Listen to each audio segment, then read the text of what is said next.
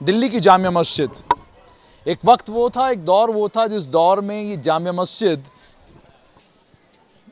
ہندوستان کے مسلمانوں کی سیاسی زبان کہی جاتی تھی. یعنی جامع مسجد اتنی طاقتور تھی سیاسی طور پر کہ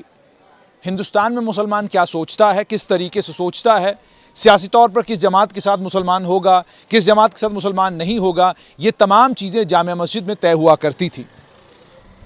اس دور کو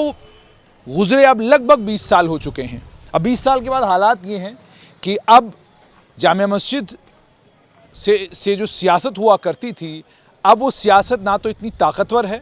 اور نہ ہی اتنی مضبوط ہے. سیاست اب بہت نچلے استر پر پہنچ چکی ہے، اتنے نچلے استر پر پہنچ چکی ہے کہ اب جامع مسجد اور جامع مسجد کے امام خطیب ان کا الگ الگ سیاسی مسئلوں کو لے کر کیا سٹینڈ ہے، اس کی کوئی امپورٹنس یا اس کی کوئی اہمیت نہیں ہے. میں ان سیڑھیوں کے اوپر یہ سیڑھیاں چڑھ رہا تھا تو ذہن میں آیا کہ آپ تک یہ تصویر پہنچائی جائے کہ یہی وہ سیڑھیاں ہیں جو سیڑھیاں ایک وقت میں یہ طے کیا کرتی تھی کہ ہندوستان میں سیاست اور خاص کر مسلمانوں سے جڑی ہوئی سیاست اب کس کروٹ بیٹھے گی. وہ تمام چیزیں یہیں سے طے ہوا کرتی تھی. اور ان سیڑھیوں کی اپنی ایک تاریخ ہے، ان سیڑھیوں کا اپنا ایک مقام ہے، ان سیڑھیوں کی اپنی ایک اہمیت ہے، امپورٹنس ہے، آج بھی اہمیت ہے، آج بھی امپورٹنس ہے. جامع مسجد کی یہ مینار جب آپ دیکھتے ہیں تو آپ کو وہ دور یاد آتا ہے جس دور میں جامع مسجد میں سیاست ایک اہم سبجیکٹ ہوا کرتی تھی. جامع مسجد کے اندر گئے، کچھ لوگوں سے ملاقات ہوئی، ان سے پوچھا کہ یوں بتائیے کہ کیا جو جامع مسجد کے شاہی امام ہیں ان سے ملاقات ہو سکتی ہے. تو پہلے تو وہ ڈرے، گھبرائے دیکھنے لگے، اور اس کے بعد انہوں نے کہا کہ نہیں جی، ایک پروسیس ہے جس سے گزر کر آپ کو جانا ہے. آپ کا پہلے نام یہاں لکھا جائے گا، پھر شاہی امام صاحب کو سے وقت پوچھا جائے گا، جب وہ وقت بتائیں گے اس کے بعد پھر آپ کو جو ہے موقع دیا جائے گا. میں نے کہا جی وقت لینے کا طریقہ کیا ہے؟ کہا ایک میل لکھا جائے گا ان کو، آپ کی تمام تفصیلات ان کے پاس جائیں گی تو اس کے بعد وہ طے کریں گے کہ انہیں آپ سے ملنا ہے کہ نہیں. وہیں پر لوگوں کو وضو کرتے ہوئے دیکھا. وضو کرتے ہوئے لوگوں کو دیکھ کر، اور خاص کر سب سے بڑی بات، خوبصورت بات یہ کہ ایک طرف مرد حضرات وضو کر رہے تھے، دوسری طرف جو ہیں عورتیں وضو کر رہی تھیں، بچیاں وضو کر رہی تھیں. اچھا لگا کہ کہیں پر تو کچھ بدلا ہوا نظام ہے، کہیں پر تو کچھ بدلاؤ ہے. وہیں دوسری طرف دکھ اس بات کا ہوا کہ یہ عمارت تو آج بھی ویسی کی ویسی ہے، اتنی ہی خوبصورت ہے، اتنی ہی بلند ہے، لیکن اب خوف کیوں ہے بات کرنے پر، اب خوف کیوں ہے اپنی بات رکھنے پر. ان میناروں سے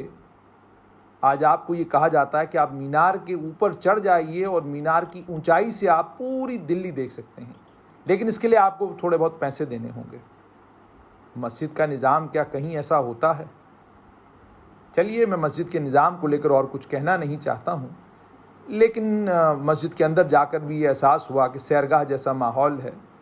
اور کچھ ایک احاطہ ہے مسجد کا جس کو بند کر کے رکھا گیا ہے، جس میں آپ نماز پڑھتے ہیں. اور خوشی کی بات یہ کہ آپ کو یہاں پر بھی مرد حضرات اور عورتیں دونوں جو ہیں جامع مسجد کے اندر نماز پڑھتی نظر آتی ہیں.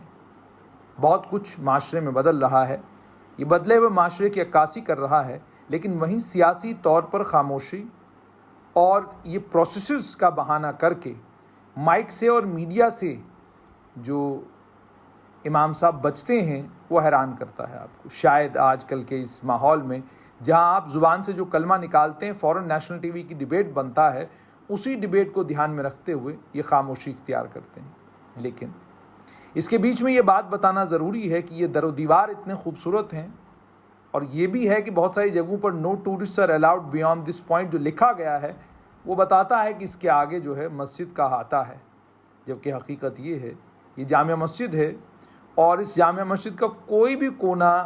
ایسا نہیں ہے جس کونے کو یہ کہا جائے کہ یہ مسجد کا احاطہ نہیں ہے. کمائی کے ذرائع بھی ہیں، کمائی کے بہت سارے ذرائع جو ہیں وہ جامع مسجد میں جب آپ پہنچتے ہیں تو آپ کو پتہ چلتا ہے. جیسے میں نے آپ کو کہا کہ مینار پر اگر چڑھنا ہے تو مینار پر چڑھنے کے لیے آپ کو ایک قیمت ادا کرنی ہے، مینار سے آپ نے شوٹ کرنا ہے تو ایک قیمت ادا کرنی ہے، اور آپ کو مسجد کے اندر اگر جانا ہے جوتے آپ نے وہاں رکھنے، چپل آپ نے وہاں رکھنے، اس کے لیے بھی انتظام کیا گیا ہے. مگر میں تلاش کرتا رہا کہ امام بخاری کہیں ملتے رہے، میں تلاش کرتا رہا کہ پروسیسز کے بغیر بھی ایک جامع مسجد کے امام سے ملاقات ہو، بات ہو، وہ چیزیں ممکن نہیں ہو پائیں۔ اس کا مطلب صاف طور پر یہ ہے کہ جامع مسجد دلی آج بھی سیاست کا مرکز ہے، لیکن چونکہ سیاسی طور پر آج کچھ بات کرنا، بولنا ان در و دیوار سے اور دنیا تک اس کو پہنچانا اس میں مشکل پڑ سکتی ہے، اس لیے خاموشی اختیار کی جاتی ہے۔ اور جب آپ جموں کشمیر کے ہوں تو خوف ذرا زیادہ ہوتا ہے۔ اگلا آپ سے بات کرتے وقت بھی احتیاط کرتا ہے۔ آپ کچھ کہتے ہیں، وہ سنتے ہیں اور اس کے بعد خاموش ہو جاتے ہیں۔ بالکل اسی طرح جس طریقے سے یہ مینار، یہ دیواریں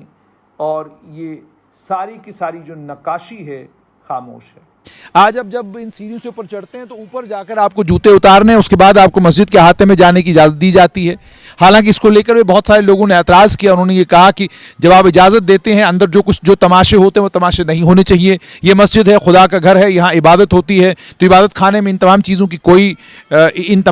کی